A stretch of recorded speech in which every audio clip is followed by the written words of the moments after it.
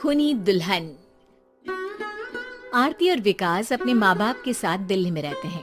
Journalist होने की वजह से विकास को बहुत बार काम के लिए देर रात तक ऑफिस में रहना पड़ता है, जिस पर ज्यादातर आरती जाग कर उसका इंतजार करती रहती है। इसी तरह एक रात आरती विकास का इंतजार करते हुए घर की बालकनी में खड़ी होती है। इनकी जॉब तो जैसे मेरी सौतन बन गई है। मुझसे ज्यादा उसी के साथ टाइम स्पेंड करते हैं और हम यहाँ इंतजार करते हुए मर जाएं। अपने आप से ये सब बोलते हुए आरती की नजर मोहल्ले के कोने वाले घर पर पड़ती है, जिसकी लाइट्स ऑन देखकर वो हैरान रह जाती है। ये इस घर की लाइट्स कैसे ऑन हो सकती हैं?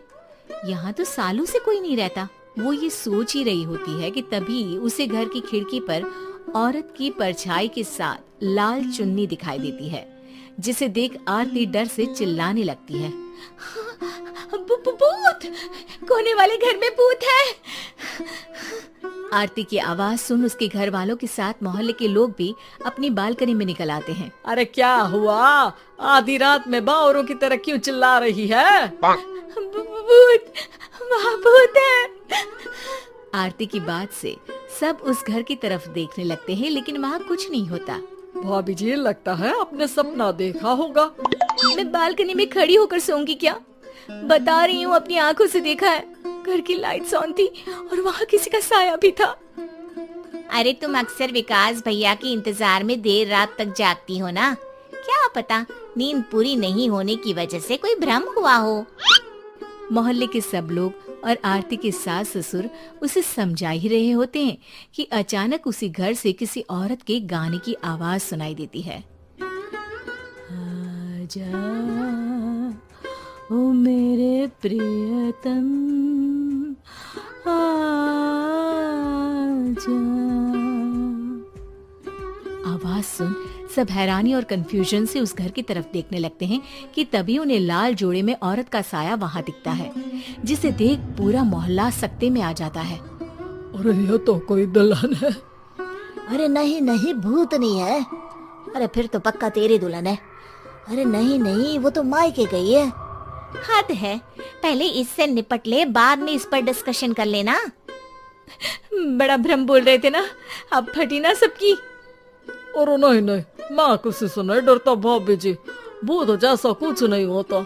या तो इस घर के मालिक यहाँ आ गए हैं, या फिर किसी ने खाली घर देख कर कब्जा कर लिया है। हमें वहाँ जाकर देखना चाहिए। बात में लॉजिक मानकर सब बाहर इकट्ठा हो जाते हैं कि तभी विकास भी वहाँ पहुँच जाता है। क्या बात है? इतनी रात को पूरा मोहल्ला यहाँ कैसे? भूतिया दुल्हन की वजह से।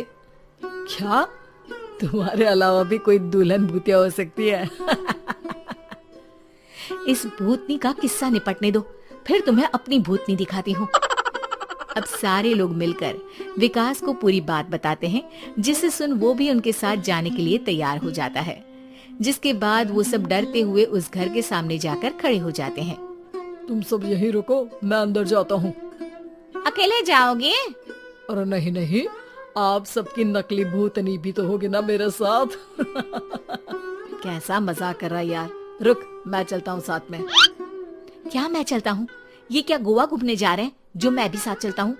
कहीं नहीं जाओगे तुम, यहीं मेरे पास खड़े रहो। बहू, सिचुएशन समझो। हाँ, घर जाकर सुना लेना। हे भगवान, मम्मी तुम किसकी मम्मी हो? ओ, इन्हें सब कुछ अभी करना है क्या? नहीं, यहाँ पंचायत बैठा देते हैं आपके परिवार के लिए।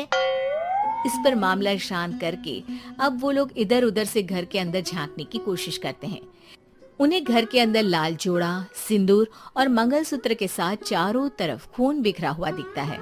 इसे देखकर सबकी हवाइयां उड़ जाती है। भाई ये सब क्या है? अब तो मुझे भी डर लग रहा है। आ गए मरने, अब तुम्हें मुझसे कौन बचाएगा? उस नजारे के साथ सोने पर सुहागे की तरफ भूतनी की आवाज सुन वो सब तुरंत वहाँ से भाग खड़े होते हैं। ये सब क्या था? अब हम क्या करेंगे? हमारे मोहल्ले में भूतनी आ गई जो सबको मारना चाहती है। ओ भाभी जी, मैं फिर बोल रहा हूँ, भूतनी जैसा कुछ नहीं होता।